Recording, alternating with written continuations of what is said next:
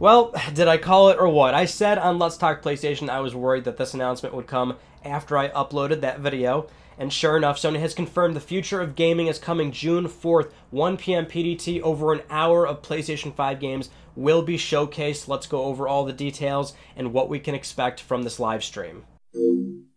Now, just to start off, it is pretty miraculous that this moving date was very much just that, a moving target. We initially heard from Jeff Grubb early June, then June 4th, then he pulled it back. Then we heard from Jason Schreier and Takashi Mochizuki June 3rd. Then that was pushed back one day, and that was very recent, hearing June 3rd, but finalized right now, June 4th. And the PlayStation blog also recently updated just a few hours ago prior to me uploading LTPS, where typically with the PlayStation blog, a lot of different sites for different territories, just based on regional differences or price differences, sales, stuff like that. Well, all those sites now redirect to one main website, blog.playstation.com, and this was the company clearly readying this announcement. So over on the PlayStation blog, being written by Jim Ryan, President and CEO of Sony Interactive Entertainment, he states, "We've shared technical specifications and shown you the new DualSense wireless controller, but what is a launch without the games? That's why I'm excited to share that we will soon give you a first look at the games you'll be playing after PlayStation 5 launches this holiday. The games coming to PS5 represent the best in the industry from innovative studios that span the globe. Studios both larger and smaller, those newer and those more established, all have been hard at work developing games that will showcase the potential of the hardware.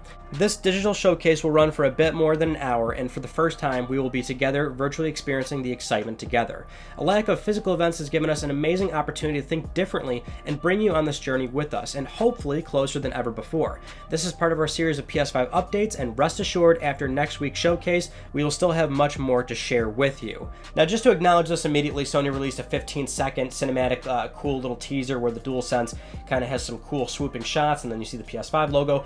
This is very dark, but if you pause it at certain moments, you can clearly see that this controller is still that two-tone finish, so white and then a slight navy. And before we get into our general expectations and predictions of this event, we should also go over Jim Ryan talking to GameIndustry.biz. He had a lot of interesting things actually to say in this pretty lengthy interview. So responding to the pandemic and how it's really affected the launch and how it will affect selling this thing to customers holiday 2020, which is very much still on track, including the games. He says, "I think the best way that we can address this is by providing the best possible value proposition that we can. I don't necessarily mean lowest price. Value is a combination of many things. In our area, it means games. It means a number of games, depth of games, breadth of games, quality of games, price of games, all of these things and how they avail themselves of the feature set of the platform." When talking about transitioning PS4 players to PlayStation 5, the company has not lost sight of just how many PlayStation 4 users are out there and will continue to be out there well into the PS5 lifecycle. He says, "We have always felt that we had a responsibility to serve that PS4 community for several years after the launch of PS5, and that it represented a huge business opportunity for us. The numbers are quite straightforward. If you say in broad brush figures that we have a community of 100 million PS4 owners right now, and in the first couple of years, I don't know, somewhere between 15 and 25 million migrate to PlayStation 5, that still leaves a huge number of people with PS4s, and that community is demonstrating an amazing stickiness and willingness to stay engaged that I think the events of the past few months have just reinforced what we knew already." But when acknowledging Microsoft's strategy of making sure their games are available on both platforms, not just the next generation console,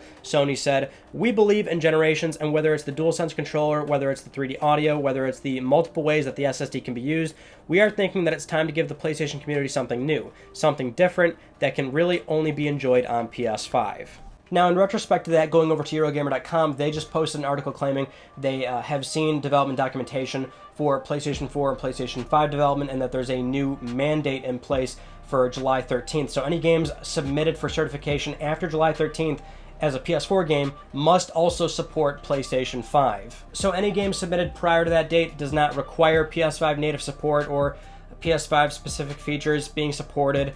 Any future patches for that game does not need to support PlayStation 5, although Sony strongly recommends that the developers be proactive and still do that. But if you are after that July 13th date, you do need to support PS5 and PS5 specific features. We don't know what that necessarily means. We don't know if that entails giving your game some sort of frame rate resolution bump or whatever extra detail that you really want to add to the game from PS5 boosted performance. We don't have any context to PS5 specific features right now, of course, but that's pretty much what it heavily implies, because of course we know PS5 has backwards compatibility with the vast majority of the PS4 library, right? So this is just something where we've heard that there's boosted frequencies on PlayStation 5, and so while the vast majority of games work, there's still compatibility issues where a game might not run properly. It may run into some issues, so it may have to play in legacy mode. This is Sony being proactive from this point forward, where they're mandating, hey, make sure that this game natively supports PlayStation 5 as well, so there's no major hiccups moving forward for any PS5 owners or for PS4 owners that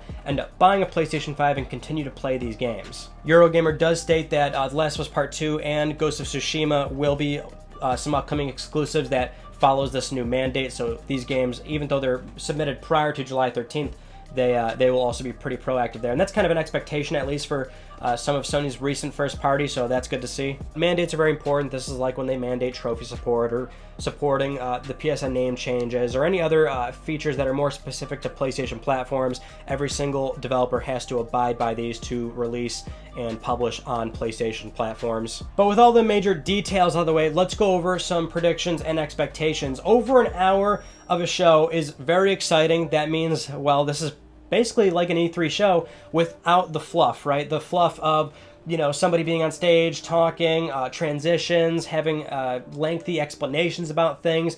Sony's often had some pretty bloated E3 shows in the past, and so you would assume that's definitely not going to happen here, where it will be very much like the state of plays we've been having, right? It's just trailer, gameplay. And from what we've been hearing, this event probably is going to be more focused on games that are actually running on PlayStation 5, so we could be avoiding cinematic trailers, teasers. We've been hearing that, but also that it will be mostly larger studios. This is more on the rumor side of things. It could be implied from the PlayStation blog write-up that Jim Ryan posted, where he said big and small teams, recent developers, more established teams. Although that doesn't directly reference what will be inside the hour-long presentation. I think that's him just speaking more of a broad spectrum about the software that will be available on PlayStation 5. So I don't think that's completely indicative of what will be present in this show. And keep in mind, an hour long, a little over an hour long, is lengthy, but if it is a situation where each game gets 5 to 6 minutes of raw gameplay being shown, a vertical slice of a level, something like that, then a lot of the time does get eaten up in that respect. And it should go without saying, but UI is probably not going to be present here. We just discussed this on Let's Talk PlayStation, where the pipeline that Sony has for their UI and how their engineers really work on that's more likely to be seen in July or August at the earliest. In fact, that's exactly how we saw the PlayStation 4 UI. We saw a glimpse of it in February 2013, but it changed dramatically.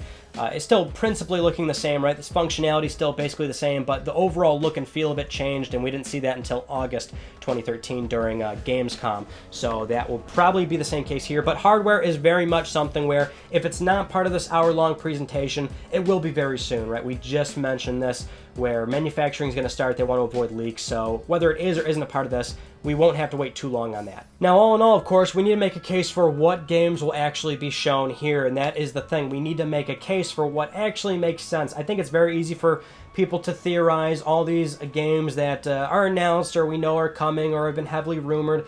But if they haven't been in development for well over, 3 years, then it's very unlikely to see them here. We need to see games that are within that launch window. And that's another important distinction here, is that every single thing that we see is not a launch game. It could be launch window. This could be the first 3 months. This could be the first 6 months of the platform launching. But that's typical, right? So there's still a gray area here where for a lot of the games that we are seeing, it doesn't mean it's a day one launch, but it could be within the first year or so of the platform launching. But what games actually make sense for being presented at this show? For Sony's PlayStation Studios, Sony's first party, Polyphony Digital, of course, I think makes a great case here. Gran Turismo Sport was shipped late 2017, so there's a decent amount of time here where the team could work on Gran Turismo 7. But not only that, we already know on a number of occasions from Kazunori Yamauchi that 7 is coming, that all the assets they've made and built up can be used and up-res on next-gen hardware. We know that Gran Turismo Sport is being benchmarked on PlayStation 5 hardware. That was one of the first things that we heard from the Wired.com articles. Not only is GT Sport running on PlayStation 5, but Sony Japan Studio has actually been making a number of demos for the hardware as well, so we'll be talking about them in a second. Then Guerrilla Games. Guerrilla Games is one of Sony's studios where there's an expectation that they have enough time to be able to show something. Horizon 2, Horizon Zero Dawn shipped 2017 as well. Had a smaller team working on that Frozen Wilds DLC, and so there's a lot of movement here where the expansion that Guerrilla has seen over the past 3 years, where they've brought on such a high number of staff. They've split into 2 teams, so they're working on 2 different projects. So Horizon 2 is a very real probability, but also that other game, which is an unannounced first-person shooter. Could be Killzone, could be a new IP. I've said I think it's a new IP, but that could also be present here as well. In fact, I think it's kind of a split scenario. I don't know which one would be announced. Or would be shown off. I think both are pretty much equally up for grabs here in terms of what could be displayed, but I don't think both of them need to be here. And then there's the Secret San Diego team. This one probably on the more unlikely side, but we know that this team has been working as early as 2018 on this unannounced secret project, not so secret project, right? That it's a third-person cinematic storytelling game that people are thinking it's another Uncharted that's it's a purpose-built studio doing another Uncharted, so that way Naughty Dog can move on to other things. And I can certainly see that angle. Could be a new IP as well, but they are, they don't have a whole lot of time here in this area. Their game could be slated for 2021, 2022, and that even assumes that their development pipeline has been going pretty smoothly, and we all know with game development that is not necessarily the case. And then there's just PS4 exclusives right now that could potentially be displayed running in a boosted frequency. So like the documentation that we just went over, there's no stated requirement of doing a higher frame rate, higher resolution, or PS5 specific features, right? Not to say that we'll see a presentation of PS5 features, but there could be like a small montage of some of the latest PS4 exclusives running on PlayStation 5, and header that says these games will run at boosted frequencies on PS5, or they'll have native PS5 support.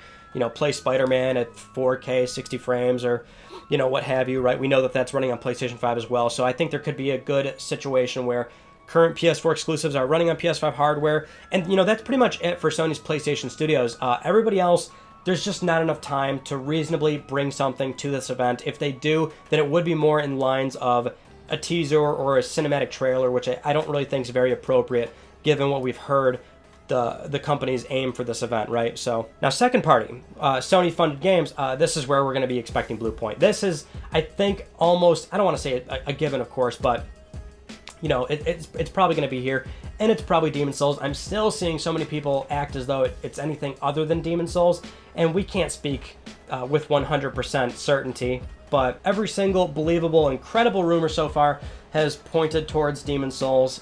So if anything, it's more surprising that this hasn't leaked in a meaningful manner where we could really confirm that it is a Demon's Souls remake, but otherwise, Blue Point's next project will probably be there. And then, of course, the Silent Hill soft reboot we are expecting as well. We just had that DLC for Dead by Daylight show up, which was very coincidental, but these are rumors that are just not going away. Despite Konami shooting this down, Sony obviously is not saying anything in this area. So I think it's a badly kept secret that everybody is expecting, and if it isn't there, I think that will be more of a shocker than anything else, because everybody's got their eyes on this particular game, this particular announcement being at this event, so it would be surprising if it was not there. Now on to third parties. Call of Duty is probably a given. I know this might upset some people that they don't want to have to see Call of Duty during PlayStation presentations, but this is what we've been doing for the entirety of the PS4 generation. Sony has marketing rights. They have that exclusive time DLC agreement with them. That agreement doesn't seem to be ending anytime soon. Sony is very much in bed with that franchise, and so Call of Duty is this year's Call of Duty is probably going to be showcased at this event running on PlayStation 5, and it will be fascinating to see how the game itself plays out, because we have been hearing that the 2020 Call of Duty has had some very rocky development trouble. So hopefully it's actually ready for this event, if anything. Moving on to Ubisoft's games. This is something where pretty much anything I think would be a good candidate here. Watch Dogs Legion, Rainbow Six Quarantine, Gods and Monsters. They've got a pretty sizable lineup. At least for Assassin's Creed Valhalla, we know that they're pretty much securing marketing rights with Microsoft, and so that is probably something that we won't see here, right? Whatever happens for Assassin's Creed Valhalla, that'll be on the Xbox news flow. Wild has been missing for a very long time. That's from the game director Michel Ancel. This is a PS4 exclusive that was announced back in 2014, and it's been gone ever since. That alongside Beyond Good and Evil 2. And he's directing both of those games, and those are both like in limbo. So I wouldn't expect Wild, but I think that would be kind of a cool Last Guardian-esque surprise where like, hey, here's this game again, and here's how it looks so much different, and here it is running on PlayStation 5. It's been moved to PS5 development. I think that's kind of more of a wish list scenario, but Wild is a game that we've been looking at for a while. EA can more than certainly show up with something, probably show us FIFA 21, or, you know, just a montage of all their sports games. I mean, that's just kind of like EA's shtick nowadays. Now, here are some, I think, good contenders for pleasant surprises. These are multi-platform games, but still would be very, very interesting to see at the event, like Elden Ring. This is from Software, and you know, we've been waiting a little bit for this one. It was announced last year, and this is this collaborative project. There's a lot of unknowns with this game, but it is something where Souls fans really, you know, they're pumped for this project, and PlayStation has a good association and partnership with From Software. Obviously, Bloodborne is a title that we can look at and reflect on there. Also, Diracine on PlayStation VR. So they've got a good working relationship. So this could be something where, yeah, it's multi-platform, but perfect showcase for the PlayStation 5 event. Show us some gameplay running real-time on PlayStation 5. Warner Brother Montreal's Batman. I think this is something where people don't care where it's announced. They just want to see it. They want to see gameplay. They want this game to really be shown off in a big way, right? I think it would be quite a tragedy if the first appearance of Batman is just a teaser or something. So, I don't expect it, but it would also be pretty cool. Then we discussed on Let's Talk PlayStation this Star Wars game that is coming out of Motive Montreal, because we got PlayStation Plus for the 2 games that are offered up, is probably a slight marketing tie-in for what we could see at the PS5 event, which, you know, for Call of Duty World War II, it would be the 2020 Call of Duty, and for Star Wars Battlefront 2, it would be this Star Wars project that we're expecting out of Motive Montreal. Another game that I think would make a pleasant surprise is Project Awakening. We haven't seen this in 2 years. This was announced as a PS4 exclusive a long time ago, and it's been missing ever since. Very visually stunning looking game. Something that caught a lot of people off guard. You got that beautiful footage of that dragon fight, and well, that's it. It's been gone ever since. And so, based on just how the game initially looked, you might think, okay, it's been gone for 2 years. No update since. Maybe this has been moved to PlayStation 5, and it will be one of these marquee titles demonstrated on PlayStation 5 that really flexes more visual muscle. But for the most part, that's what we can reasonably expect out of the show. And key distinction here, not what we want, what we can reasonably see based on developer timelines and current projects. But also important to remember here that this is not a full wish list where hopefully everything should be there. It's a matter of, these are things that could happen, and certain things could be cherry-picked out of this list that we went over, and certain things that we didn't discuss that I might have missed. There is a lot of games out there and a lot of running projects from a lot of third parties, right? So there's still going to be plenty of third party here that won't fit this typical bill of a big-budget third-party game that is currently announced, right? It could still be an unannounced project. Sony keeps making it a point to say that there are more events coming, more announcements coming, and that is how the news flow will really kick off, right? This is our first major event. You know, the road to PS5 was a big one. Seeing the DualSense was a big one, but this is software. This is the life and blood of a game's console, and so this is where the news flow really kicks off. Seeing the PlayStation blog get updated to redirect to one main site, having the PS5 tab prominently on the PlayStation blog that shows you all the posts now that are tagged under PS5. This is them fully preparing for their marketing campaign. So with that in mind, let the true PlayStation 5 coverage begin. I want to thank you all for watching this video. I hope you've enjoyed it. If you have not yet, of course, please subscribe for the best PlayStation news, reviews, and updates that are here on YouTube, the best PlayStation 5 coverage that you are going to get on this platform. You can also follow me on Twitter at Mystic Ryan. And now for that June 4th event, we will of course do a video right away. Full recap, impressions, all the announcements, everything. We'll go over it all. Even though it's on a Thursday, so LTPS will also be on Friday. We'll still do that, right? We'll cover up details that we may have missed, and then all the minor news stories that are going to be easily overshadowed by this PS5 event. But and we don't want videos to get too long anyway, so anything, if it gets too lengthy, we'll split it up on LTPS. And that's pretty much it. So I will see you all on Thursday. You take it easy.